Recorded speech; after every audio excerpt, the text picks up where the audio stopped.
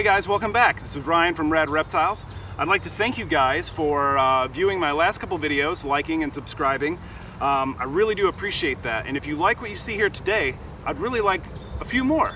So go ahead and hit that like button on the video, subscribe, and if you'd like to know when I have another video coming out, hit that notification bell, and let's have some fun, right? So today, though, I'd like to talk about my favorite species of snake, which is carpet python. What I have here is the coastal carpet python.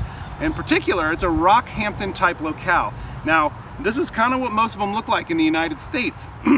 However, in the wild, they're quite variable, but we don't have a lot of options to work here with these guys because you can't export anything out of Australia anymore. I was really looking forward to producing some babies this year. It just didn't happen. Sometimes that happens, and it was kind of a real depressing way on how it didn't happen. So what I'd like to emphasize is celebrate the good and prepare for the bad, because when you're working with wildlife or animals in a human environment, human care environment, you never know really what's going to happen, and you just need to be prepared. All right, so hang in there and listen up to, and I'll tell you my story about what happened this year. So the Rockhampton Coastals were what I was looking forward to most this breeding season. They are an absolutely killer looking carpet python. They have this amazing unique head stamp that is indicative of Rockhampton Coastals in the United States, which really is just the one line here in the US. I imagine that in situ in Australia, this locale probably has a very wide variety of phenotypes, as is pretty common in almost all carpet pythons, but this specific line typically involves a lot of banding and that unique head pattern, that unique head stamp, what we call it, which you'll see in some of the photos there. These guys are 2014 animals. They are 6 years old. They've never been bred before. It seemed like it was a good time to start, right? Well, like I do every year for coastal carpet pythons, I fed heavy in August and September, and then I fasted all of October just to make sure everything gets out of their system.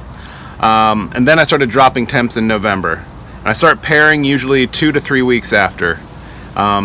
Weirdly enough, this year I didn't see any interest in courtship between the two that I put together this year until actually January. Usually it's almost immediate. So in January I actually started noticing some locks and some interest in things that you would associate with a positive correlation with successful breeding. But you know, it doesn't always work out that way. You know, I noted several good positive copulations, locks if you will.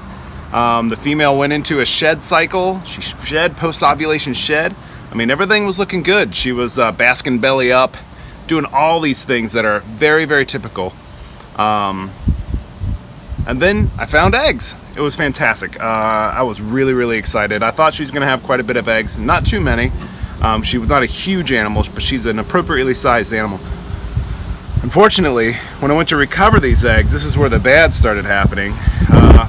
Of the 16 eggs she laid, only 4 looked good, and one of those 4 was questionable. So I put 4 in the incubator and tossed the slugs, which is what we call infertile eggs. And now the incubation process begins. So a little more than midway through the incubation for these eggs, I started noticing that 2 of the 3 remaining eggs didn't look so great anymore. But I've seen some pretty gnarly looking eggs go ahead and hatch, and I still saw some veins when I candled them. Unfortunately, those veins vanished pretty quickly in about 2 or 3 weeks, or about 2 weeks, and those eggs had to be removed. So I cut one of them open just to take a look because, you know, I'm curious. I want to see what's going on in there. And what I found was pretty weird looking, right? This egg, if you'll see in the picture, this egg died a long time ago. There's a tiny little embryonic carpet python in there with a huge yolk. You can see it's like a little pink worm with maybe a black dot for an eye, and that's all you're going to see. So that was pretty disappointing. I mean, a 16 egg clutch, only maybe 4 good, 1 questionable, and I threw that one out.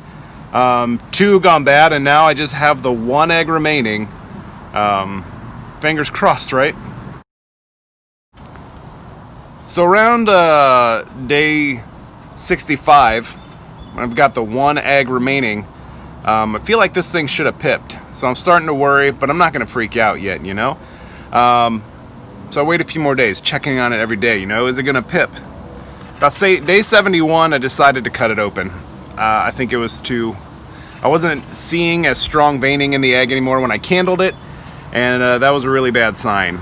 And unfortunately, when I cut it open, what I found was a deceased animal in the egg, and that does happen. And that was kind of like a punch in the gut for this breeding season. All I really wanted was that one Rockhampton type coastal carpet, and it just wasn't in the cards this year. So it was pretty crappy, really, or should I say bad. It was pretty bad. But you know what? There's a lot to learn from this. You know, I was incubating at a lower temperature. I was just very curious. I was incubating at 84, 85 degrees, and I did just move everybody in September the previous year, so maybe that played a part. But you know, who knows, really. It was also her first clutch. Did we have two animals that weren't making that strong of a connection, if you get what I mean? But you know, it stinks, but celebrate the good, right? Celebrate the good. The breeders are in great condition. As I'm speaking now, the female's pretty much recovered with just normal feedings. I'll probably let her try to reproduce again this year, and then she'll probably get at least 2 years off if I'm successful, especially because I don't want to overdo it here. But you know, the animals are still healthy. I still have these awesome locale animals, and you know, I'm prepared for this breeding season to be just as disappointing, but I'm going to celebrate all the good things along the way. But these things do happen, and you can't let it get you down. You got to look at it and think, what could I have done better? Where did I go wrong? And let me prepare for this next season, and let me see what changes I need to make to the husbandry, because if you're not progressing with your husbandry, you're moving backwards. There is no staying the same in this discipline. It is an ever-evolving discipline, taking care of animals, so keep that in mind.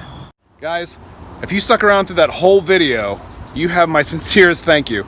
I talked a lot in that one, and anyone who knows me will tell you that's not out of the ordinary. I'm fairly long-winded. But if you like what you saw, please like, share, subscribe, hit that notification bell, whatever you want to do. I'd appreciate any of it, you know. If there's anything I can impart on you today, is to remember that when you're keeping animals in human care, you really don't ever know what's going to happen on a day-to-day basis or a year-to-year basis, so take the time to celebrate the good. There is nothing too small to celebrate. Remember that. And prepare yourself for bad. It's not all fun and games, as you can see through this video, that bad things do happen, but that's only temporary, and that's why we celebrate the good things. So until next time, thank you. And it's raining! Yikes!